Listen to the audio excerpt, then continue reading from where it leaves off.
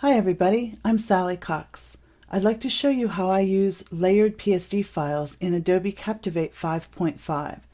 It really helps streamline my workflow, and I can set up my layered PSD files with everything intact when I import it into Adobe Captivate, and I can still get to all the individual components on the different layers and set them up in my timeline.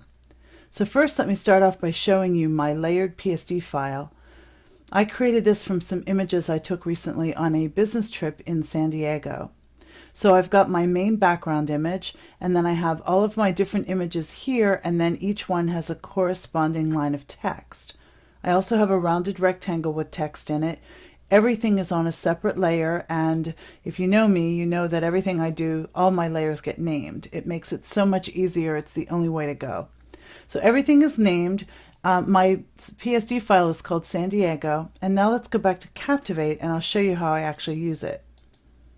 So this is the finished file. We'll get to this in a minute, but let me start off by showing you how I begin.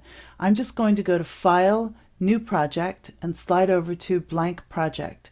If you don't have anything open, you'll have that welcome screen, and you can choose a blank project right from there. On the right-hand side, there's a listing. I'm doing an 800 by 600 project for this particular exercise. So there's my blank project. And in Adobe Captivate 5.5, you can get to your images. Your projects are tabbed up here, which is really cool. So I'm going to do my fit in window, which is Command or Control 0.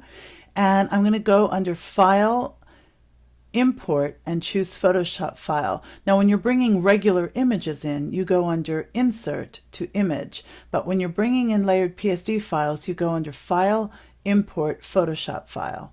I'm going to go out to my folder of images, find my layered PSD, and click Open. And here I have some decisions to make. First of all, do I want it to scale?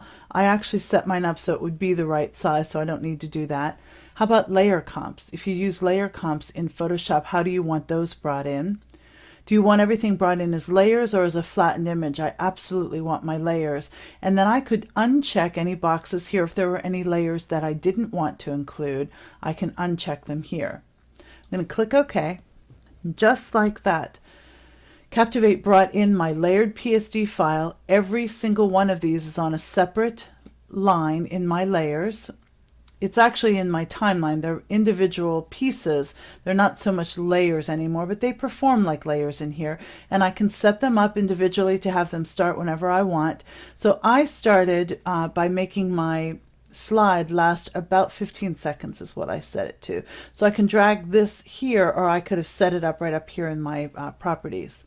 And then I just went in and one at a time started pulling all of my images in and all the text. Everything started to build a half second apart.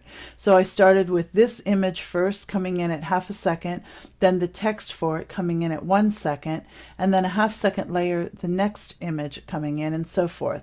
So let me show you how I did that. This is what it looks like when I finished. So I'm kind of anal about everything being in the right order. So starting from the top down, as the slide builds, the things that come on screen first are at the top of my heap here in my timeline, and the things that load last are at the bottom. So let me preview this and show you what it looks like.